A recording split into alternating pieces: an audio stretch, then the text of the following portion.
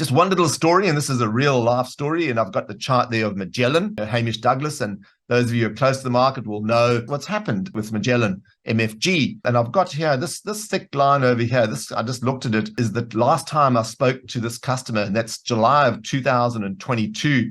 And before that, I haven't shown the chart on the left, but it went from like 30 cents to $10, which is massive growth. And then he got around about 10 and he rode it up this whole way.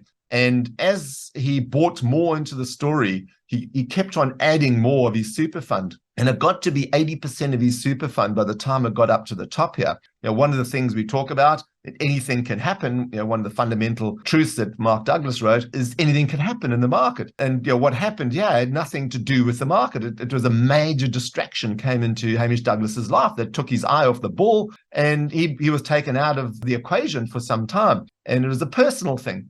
And then things went awry. And this customer was caught in this with 80% of his super, and he didn't sell. He believed that the story was going to turn around. He had a process in place that he was following with our system and was doing very well, but it was a tiny bit of his portfolio. And what he had done here has gone for the home run, right? Now, this is what happens when stocks fall and us holding on to things that we never sell. The amount to get back from where he is, if he's still holding down at the bottom over here, would be 840% growth. Now, how long is that going to take in one stock with 80% of your portfolio in it? So this is somebody who has learned it, he goes through our process, but still makes these big wrong mistakes. And that is why you got to have a process in place, because you don't know what's going to happen in the future, nor do you need to know what's going to make money, provided you have a process that captures these things in the market.